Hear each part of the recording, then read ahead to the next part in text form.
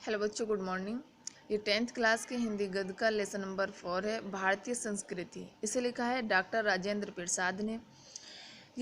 भारतीय संस्कृति लेसन का छोटा सा गद्यांश दिया हुआ है और उसके नीचे 3 प्रश्न दिए हुए हैं। प्रस्तुत गद्यांश का संदर्भ लिखिए, रेखांकित अंश की व्याख्या कीजिए, भारतीय संस्कृति का नाम किसे दिया जा सकता है। तो इसका संदर्भ है प्रस्तुत गद्यांश हमारी पाठ्य पुस्तक हिंदी के गद्य खंड में संकलित डॉक्टर राजेंद्र प्रसाद द्वारा लिखित भारतीय संस्कृति नामक निबंध से उद्धृत है और इसके रेखांकित अंश की व्याख्या है।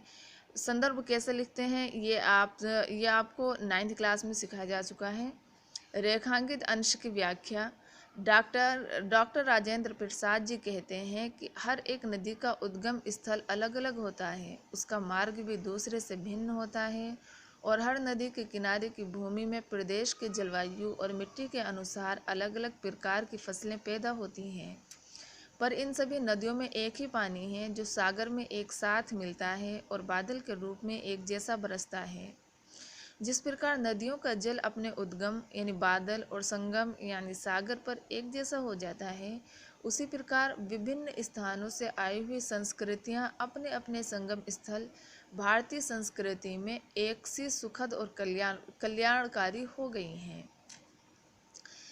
तीसरा प्रश्न है, भारतीय संस्कृति का नाम किसे दिया जा सकता है। उत्तर, भारत के विभिन्न धर्म, विचारधारा और जाति रूपी जलप्रपात और प्रवाह हजारों वर्षों से आकर भारत में व्याप्त है। इसे ही विस्तृत और सागर के समान गहन और गंभीर भारतीय संस्कृति का नाम दिया जा सकता है।